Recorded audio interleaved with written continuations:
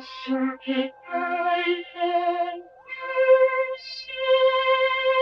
the CircuitPython Parsec today, I wanted to continue building this Space Invaders-like game on the memory display, Feather, and I2C-based Nintendo classic game controller. This time adding enemy movement.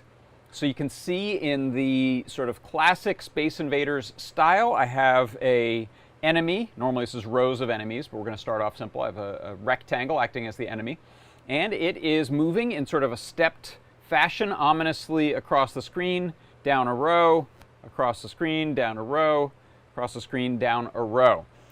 You'll notice, I can move the glare off of there for a second. You notice I still have movement of the cursor, and I haven't gotten rid of up and down movement yet.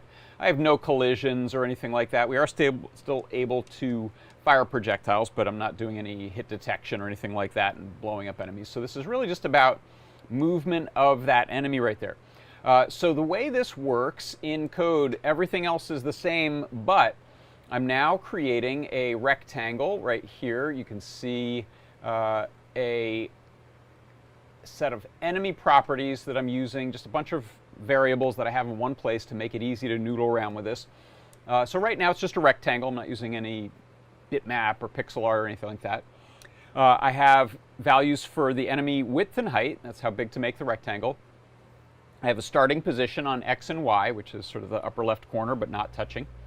I have a value for how far to move it with each tick of the enemy movement clock. So we'll talk about that in more detail, but right now I have it set to actually not 8 steps like my comment says. I want it to move a little further, so 16 steps. And I may set this to be a fraction based on the width of the enemy so that I don't have to keep updating it. But right now you can see it moves 4 times to go its own width, which is roughly similar to the style that you'll see in classic Space Invaders. The direction initially is moving right, so I have a variable for that so we can switch it and go left. And then we have how far these columns or rows are to drop down, so I have that. Again, we could make this derive that from the enemy height. I'm making it just a couple pixels more than the height of the enemy when it drops down. And then I have an enemy move timer, which we can use as sort of a state timer, and an enemy delay, which is the pause between moves. So this one's kind of the key for that movement. And right now you can see I'm moving it the same amount no matter what row it's in. The column steps are the same speed. We may start to increase those just like in the game later, but I'll show you what that looks like if I radically reduce that time. Now it's going to move essentially with the game clock. The game clock is running at 100 frames a second. So now tick, tick, tick, tick, tick, he's moving real fast. So that's what that variable is. It's fixed for now, but like I said, we'll start to change that in the future as the enemies move closer to the player. So here we go and create the enemy rectangle, its width, its height, its position. It's filling it with the black from the color palette, putting it into the main screen group, and then we continue on with some of the projectile creation for when we're shooting. And then here's how the movement happens in the main loop. Everything else here is the same, moving the ship, moving my projectiles when we fire. Can only fire 1 projectile at a time, so it'll wait for one to either hit something later or for now just get off the screen. And then this is the movement of the enemy right here. So I have my enemy move timer, which initially is 0, and I'm ticking that up 1 frame duration. So the game, like I said, is running at 100 frames a second. So I tick that move timer forward, and then I look and see, has that caught up to the delay? So it's going to take 10 ticks of the game clock before we have caught up with that move timer of 0.1 that I have right now.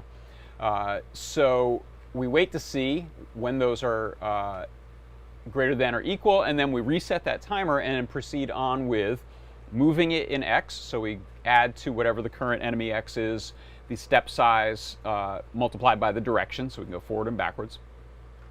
We also check to see if we hit the screen edge. If we do, then we're going to change the direction and we're going to drop down.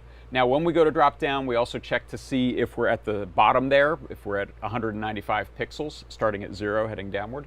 If we do, then we flip it way back up to the top, and that's how that loops around. Again, not realistic for gameplay ultimately. That would cause the player to get eliminated, but we'll get to that later. And then once we've changed all those variables, then we update that enemy position X and Y. So same sort of thing. We don't want to stair step, so we get both of those and run them at the same moment. And then you can see the time, the sleep time I had actually set to 60 frames a second. Let me set this back to 100 frames a second, and I'll resave that. And here's a little explainer I put together just in ASCII. There we go, you see it ticking along.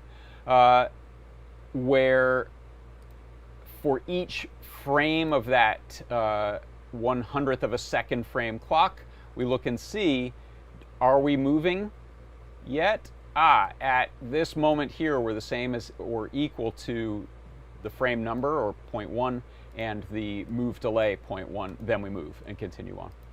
And so that is how we can step the movement of our enemy in a Space Invaders-like game inside of CircuitPython. And that is your CircuitPython Parsec.